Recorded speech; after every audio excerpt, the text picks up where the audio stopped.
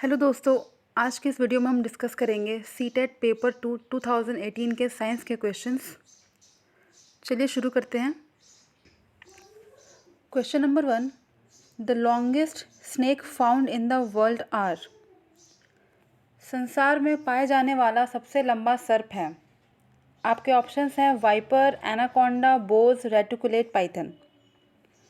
तो देखिए, याद रखिएगा कि संसार में पाया जाने वाला सबसे लंबा सर्प जो है वो है ऑप्शन नंबर 4, रेटिकुलेट पाइथन, जालीदार अजगर। Question number 2, yoga is done by people in the world because. विश्व भर में लोगों द्वारा योग किया जाता है क्योंकि। क्यों किया जाता है? Option 1, it is a simple exercise, यह एक आसान व्यायाम है। या फिर इट कीप्स पीपल हेल्दी, यह लोगों को स्वस्थ रखता है। इट इंक्रीज हंगर, यह भूख बढ़ाता है। इट ब्रिंग्स हैप्पीनेस, यह खुशियाँ लाता है। देखिए, देखने में तो चारों ऑप्शन सही लग रहे हैं, बट हमें सबसे बेस्ट चूज़ करना है। तो देखिए, इट ब्रिंग्स हैप्पीनेस, तो क्या योगा खुशियाँ लाता है? ज़रूरी नहीं है, इस वाले को हम क्रॉस कर देंगे। ऑप्शन 3 है, यह भूख बढ़ाता है। ये भी ऐसा कोई ज़रूरी नहीं है कि योगा से भूख बढ़े, या फिर सिर्फ लोग भूख बढ़ाने के लिए योगा करते हैं, नहीं। इट कीप पीपल हेल्दी, अब तक ये हमें ठीक लग रहा है। और ऑप्शन नंबर 1 है, it is a simple exercise, यह एक आसान व्यायाम है। जी नहीं, सारे जो आसन होते हैं योगा के वो आसान नहीं होते हैं। तो इसका जो करेक्ट ऑप्शन हो जाएगा वो हो जाएगा option number 2, it keeps people healthy, क्योंकि ये सबसे ज़्यादा अप्रोप्रिएट है। थर्ड क्वेश्चन है, the vaccine for small pox was discovered by. चेचक के टीके का आविष्कार डैश के द्वारा किया गया। किसके द्वारा किया गया? Ronald Ross, Robert Koch, Edward Jenner, या फिर अलेक्जेंडर फ्लेमिंग। देखिए, इसको आपको याद रखना है। इसका जो करेक्ट आंसर है वो ऑप्शन नंबर 3 हो जाएगा, Edward Jenner. Question number 4, which one of the following is used as preservative. निम्नलिखित में से किसका उपयोग एक परिरक्षक के रूप में किया जाता है? प्रिजर्वेटिव आप जानते हैं क्या होता है, किसी भी खाने के आइटम को प्रिजर्व करके रखने के लिए प्रिजर्वेटिव्स का यूज़ होता है। इसके ऑप्शन हो जाएंगे copper sulphate, sodium benzoate, ammonium sulphate, या फिर सोडियम क्लोराइड। इसका जो सही आंसर है वो हो जाएगा option number 2, sodium benzoate. Sodium benzoate इसका करेक्ट आंसर हो जाएगा। Question number 5, east is used for the production of. East का उपयोग डैश के उत्पादन में किया जाता है। क्या अल्कोहल, या फिर दही यानी कर्ड, चीनी यानी शुगर, या फिर साधारण नमक कॉमन सॉल्ट। तो आप ध्यान रखिए कि जो ईस्ट है इसका उपयोग किया जाता है अल्कोहल के प्रोडक्शन में। जितने भी अल्कोहल्स, बियर, जितने बेवरेजेस होते हैं उन सब में ईस्ट का हेल्प लिया जाता है उनके प्रोडक्शन के लिए। Then question number 6, mitochondria is for ATP then ribosome. देखिए, आपको पता होगा कि जो माइटोकॉन्ड्रिया है वो एटीपी प्रोड्यूस करता है, तो फिर राइबोसोम क्या प्रोड्यूस करता है? कार्बोहाइड्रेट, फैट, प्रोटीन, या फिर विटामिन। तो जो राइबोसोम है वो प्रोटीन प्रोड्यूस करता है। इसका सही आंसर हो जाएगा option number C, protein. Question number 7, if the frequency of a simple pendulum is 2 hertz, how many oscillations will it complete in 16 seconds. यदि एक सरल लोलक की आवृत्ति 2 हर्ट्स हो तो यह 16 सेकंड में कितने दोलन पूरे करेगा? देखिए, जो फ्रीक्वेंसी होती है, frequency is equals to number of oscillations per second. और क्वेश्चन के अकॉर्डिंग जो फ्रीक्वेंसी है वो 2 हर्ट्स दे रखी है, मतलब 1 सेकेंड में 2 ऑसिलेशंस कंप्लीट कर रहे हैं। तो यहाँ पर ये 16 सेकेंड यानी 16 सेकेंड में कितने ऑसिलेशन कंप्लीट करेंगे? तो आपको क्या करना है, सिंपली जो 16 है उसको 2 से मल्टीप्लाई कर देना है, तो आपका आंसर आ जाएगा 32। तो इसका करेक्ट आंसर क्या हो जाएगा? इसका करेक्ट आंसर हो जाएगा option number 3, 32। Question number 8, which one of the following metal Burns if kept in air. निम्नलिखित में से कौन सा धातु वायु में रखने पर जल उठती है? आपके ऑप्शन है सोडियम, मैग्नीशियम, जिंक या फिर एल्युमिनियम। ऐसे क्वेश्चंस करने के लिए आपको रिएक्टिविटी सीरीज़ याद होनी चाहिए। सीटेट में बहुत सारे क्वेश्चंस ऐसे आते हैं जिनको आप तभी सॉल्व कर पाएंगे जब आपको रिएक्टिविटी सीरीज़ याद हो। तो इन चारों में से जो सोडियम है वो सबसे ज़्यादा रिएक्टिव है। तो जो सोडियम है उसको अगर आप ऐसे एयर में रख देंगे तो वो जलना स्टार्ट कर देगी, इसीलिए उसको प्रिजर्व करके रखा जाता है केरोसिन ऑयल के अंदर। डायरेक्ट कांटेक्ट ऑफ एयर में उसे नहीं रखा जाता है, उसे केरोसिन के अंदर रखा जाता है ताकि वो एयर से रिएक्ट ना कर सके। क्वेश्चन नंबर 9, मैग्नीशियम हाइड्रोक्साइड का उपयोग डैश के रूप में किया जाता है। Magnesium hydroxide is used as, आपके ऑप्शंस हैं A oxidizing agent, B reducing agent, C antacid या फिर डी फर्मेंटेशन एजेंट। आपने इनो का नाम सुना होगा। इनो का काम क्या होता है कि कभी भी अगर पेट में एसिडिटी हो तो उसे ठीक करना। तो जो ये मैग्नीशियम हाइड्रोक्साइड है ये उसी का काम करता है, जिसका दूसरा नाम मिल्क ऑफ मैग्नीशिया भी होता है, और इसका जो काम होता है वो एंटी एसिड यानी प्रति अम्ल।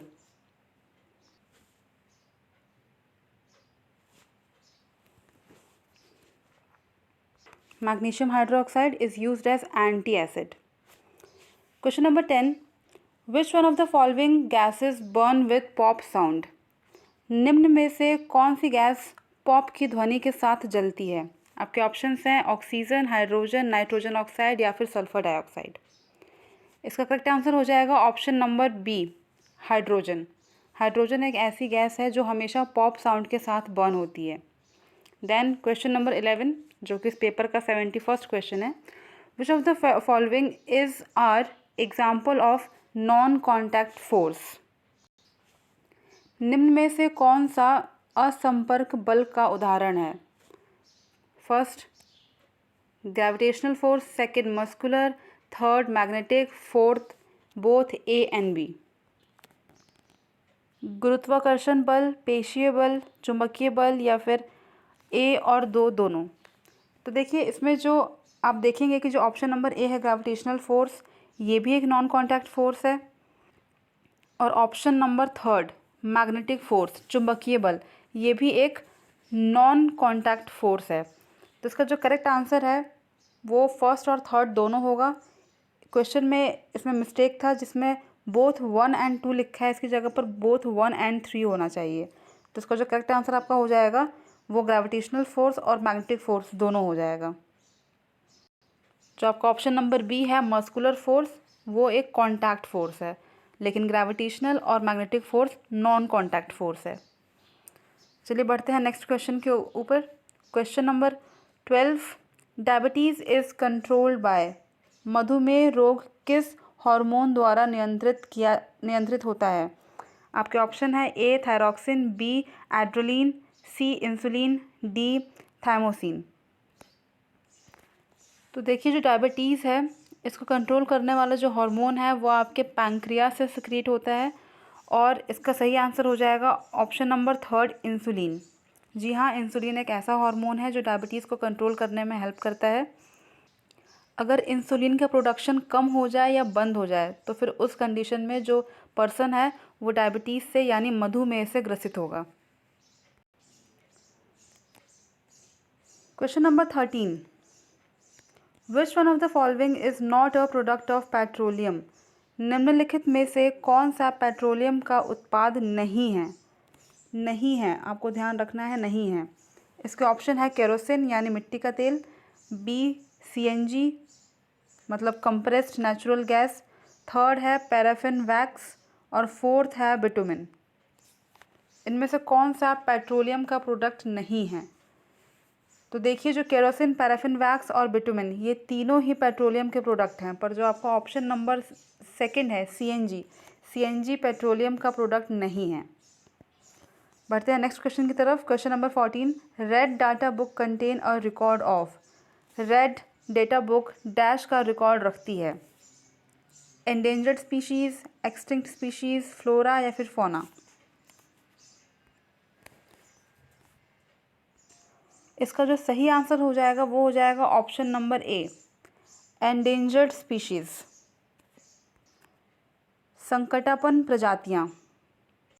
वहीं बात करें अगर एक्सटिंक्ट स्पीशीज़ की यानी कि विलुप्त प्रजातियाँ, तो इनका रिकॉर्ड रखने वाली जो बुक है उन्हें हम ब्लैक डेटा बुक कहते हैं, ब्लैक डेटा बुक।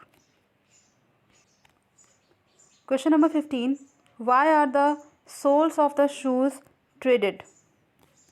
जूते के सोल असमतल क्यों किए जाते हैं? आपने देखा होगा आपके शूज़ के जो सोल होते हैं नीचे साइड से उनमें अलग अलग तरह के डिज़ाइंस बने होते हैं। उसका कारण क्या है, क्यों होते हैं? ऑप्शन नंबर 1 है to give the shoes more protection, जूते को और मजबूती देने के लिए। टू डिक्रीज द फ्रिक्शन, जड़त्व घटाने के लिए। टू इंक्रीज फ्रिक्शन, जड़त्व बढ़ाने के लिए। या फिर option number 4, to increase life of the shoes, जूते का जीवन बढ़ाने के लिए। देखिए, to give the shoes more protection, जी नहीं, सोल के डिज़ाइन से शूज़ की प्रोटेक्शन का कोई लेना देना नहीं है। ऑप्शन नंबर 2 है टू डिक्रीज फ्रिक्शन। तो देखिए, किसी भी दो ऑब्जेक्ट का जो सरफेस है अगर वो स्मूथ होगा, स्मूथ, तो हम उसमें फ्रिक्शन को डिक्रीज कर सकते हैं, लेकिन यहाँ पर स्मूथ नहीं है, रफ़ है, तो ऑप्शन नंबर बी भी आपका गलत हो जाएगा।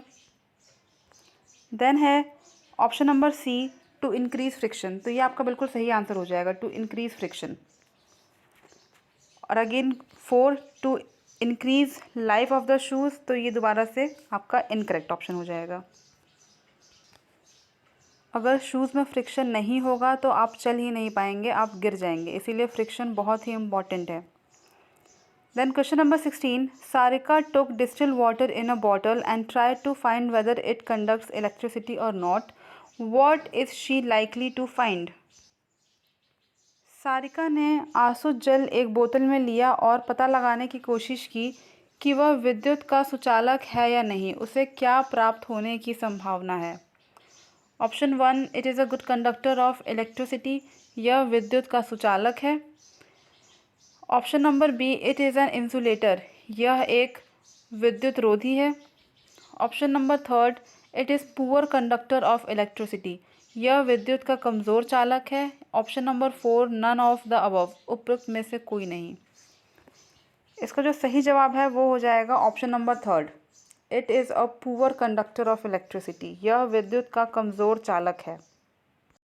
क्योंकि डिस्टिल वाटर में कोई भी आयन्स प्रेजेंट नहीं होते हैं, और जिसमें आयन प्रेजेंट नहीं होंगे वो इलेक्ट्रिसिटी का एक पुअर कंडक्टर यानी विद्युत का एक कमज़ोर चालक होगा। Question number 17, which one of the following statement is not correct? Not, इस नॉट को हमेशा आपको ध्यान से देखना है।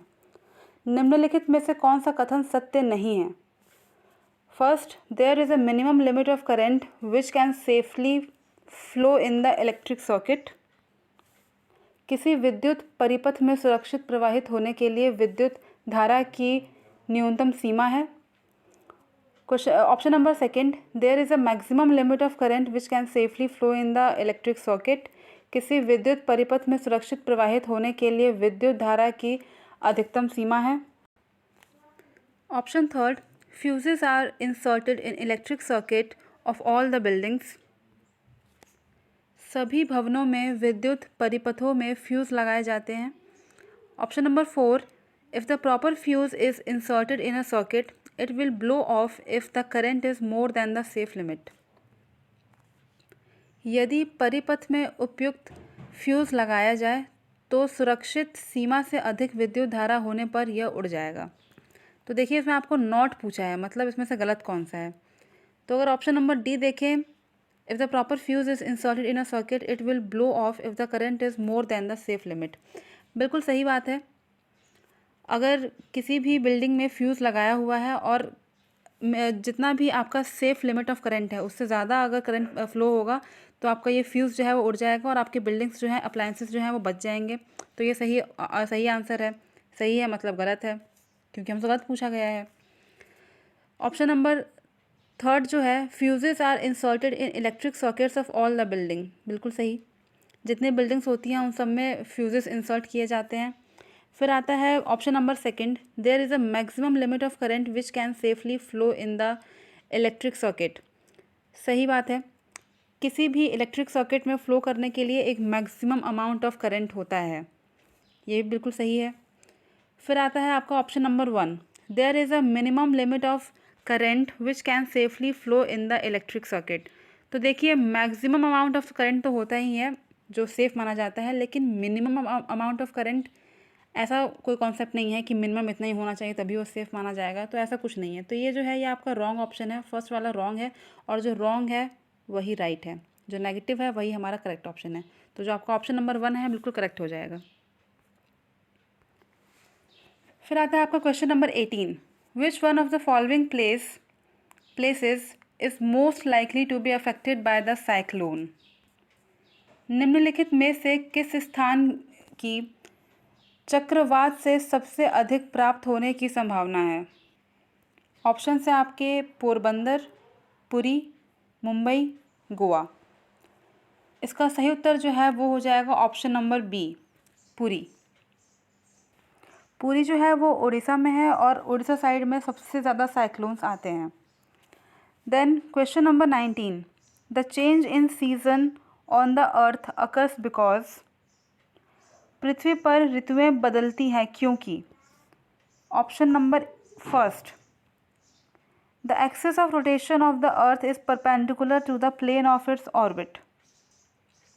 पृथ्वी का घूर्णन अक्ष इसकी कक्षा के तल के लंबवत है।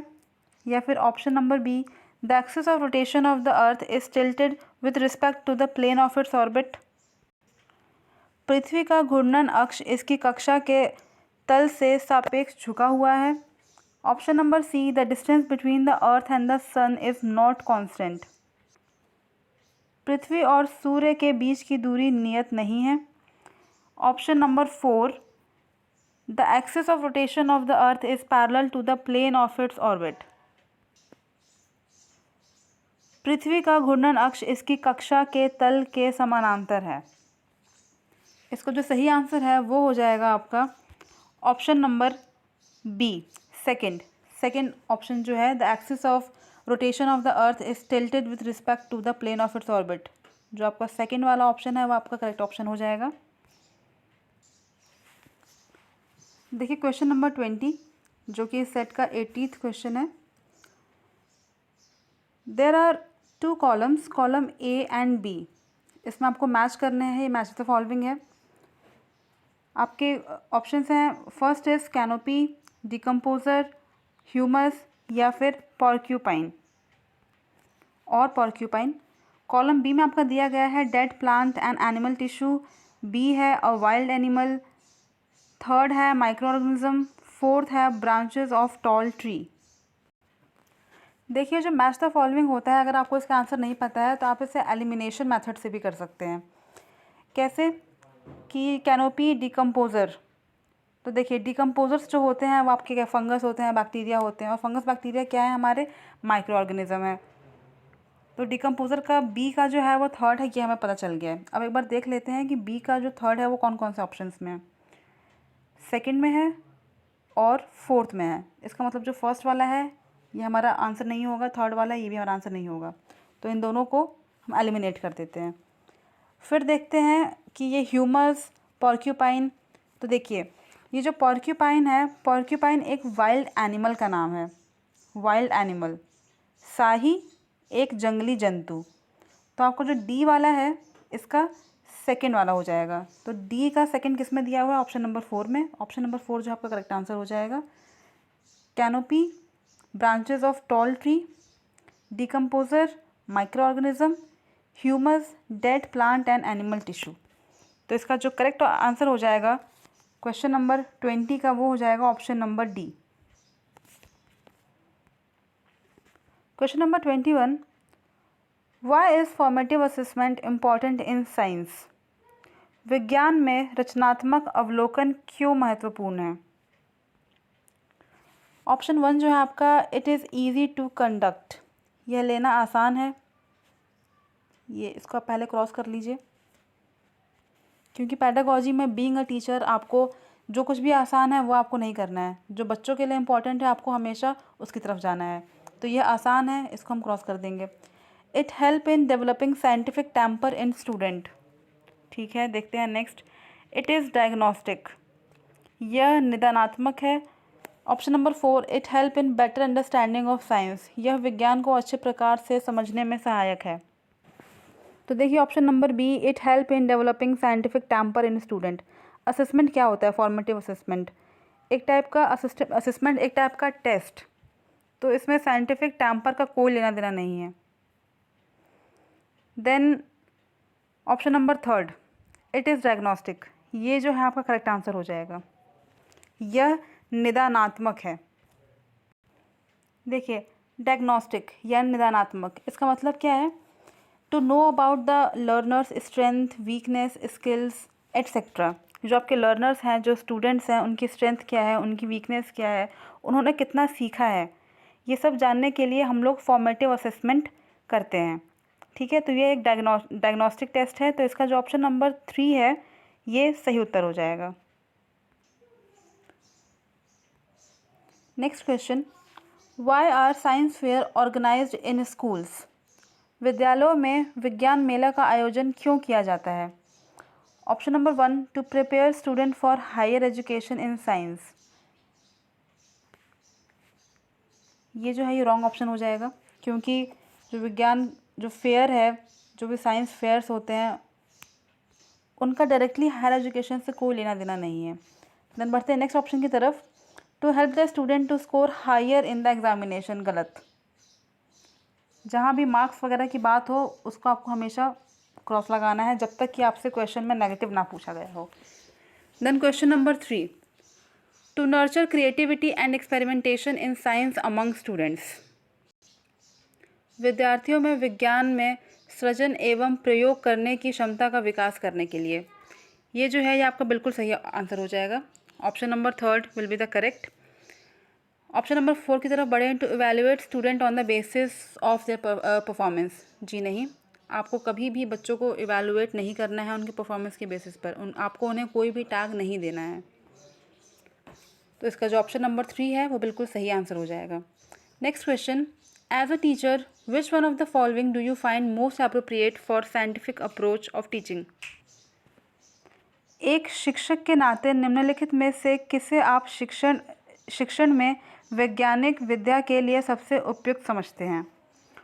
Option number 1, clarify the student about the concept in the class, शिक्षार्थियों को कक्षा में अवधारणाओं को स्पष्ट करना।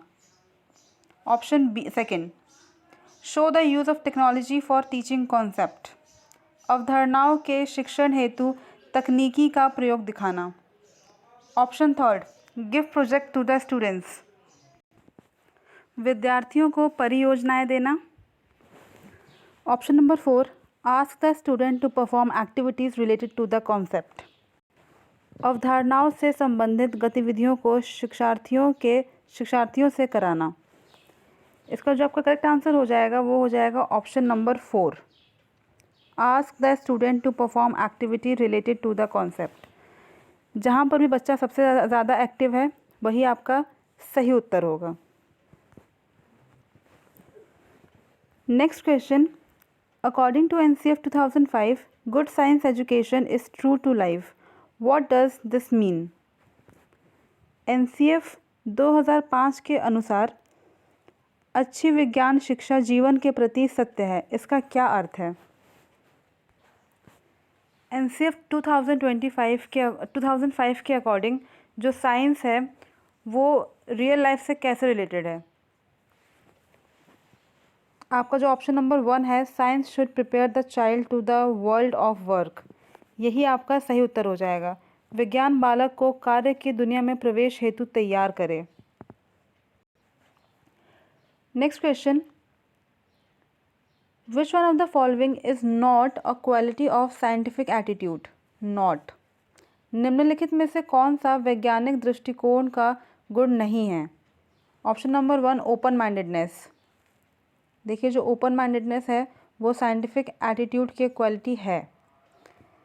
सेकंड हो जाएगा क्यूरोसिटी टू लर्न मोर, ये भी सही है। Objectivity in approach to problem, समस्याओं के प्रति व्यवहार में वस्तुनिष्ठता, ये भी सही है। लेकिन जो फोर्थ ऑप्शन है हार्ड वर्क साइंटिफिक एटीट्यूड की क्वालिटी नहीं है। ये हमारा नेगेटिव है और जो नेगेटिव है वही यहाँ पर करेक्ट आंसर हो जाएगा। तो आपका जो इसमें ऑप्शन नंबर 4 है ये करेक्ट आंसर है। Hard work is not the quality of scientific attitude. Question number 86, Hari want to teach the circular motion to class 6 students, which one of the following will be the best method. Option number 1 discussion, चर्चा। Option number 2 activity based teaching, गतिविधि आधारित शिक्षण। Option number 3 giving example, उदाहरण देना। या फिर option number 4 demonstration, प्रदर्शन। तो देखिए सबसे ज़्यादा बच्चा एक्टिव कहाँ पर है, आपको वही चूज़ करना है। और इसमें सबसे ज़्यादा एक्टिव जो है बच्चा वो ऑप्शन नंबर 2 यानी कि एक्टिविटी बेस्ड टीचिंग में है। तो आपका जो ऑप्शन नंबर 2 है वो बिल्कुल सही आंसर हो जाएगा। फिर है next question, which one of the following is an important aim of learning science. निम्नलिखित में से कौन सा विज्ञान अधिगम का एक महत्वपूर्ण उद्देश्य है। Option number 1 to get knowledge of science, विज्ञान का ज्ञान अर्जित करना। Option number 2 to collect the information of science content, विज्ञान की वस्तु विषय की जानकारी एकत्रित करना। Third to imbibe the value of honesty, integrity and cooperation among learners, अध्ययनकर्ताओं में ईमानदारी, अखंडता और सहयोग के मूल्यों की प्राप्ति। Option number 4 to help the fellow colleagues in getting knowledge of science, अपने सहपाठियों को विज्ञान का ज्ञान अर्जित करने में सहायता करना। इसमें जो सबसे सही और सबसे अप्रोप्रिएट है वो है आपका option number 3 to imbibe the value of honesty, integrity and cooperation among learners, अध्ययनकर्ताओं में ईमानदारी, अखंडता और सहयोग के मूल्यों की प्राप्ति। नेक्स्ट है the continuous and comprehensive evaluation in science means, विज्ञान में मूल्यांकन में सतत एवं समग्र मूल्यांकन का अर्थ है। Option 1 summative and formative assessment, अंतिम एवं रचनात्मक मूल्यांकन, more frequent test and examination, अधिक आवृत्ति जांच एवं परीक्षा। Option 3 routine activity and exercise to assess learning, अधिगम के आकलन हेतु सामान्य गतिविधियां और अभ्यास। Option number 4 evaluation of all aspects of science, विज्ञान के सभी पहलुओं का मूल्यांकन। देखिए जो continuous and comprehensive evaluation CCE है उसका मतलब है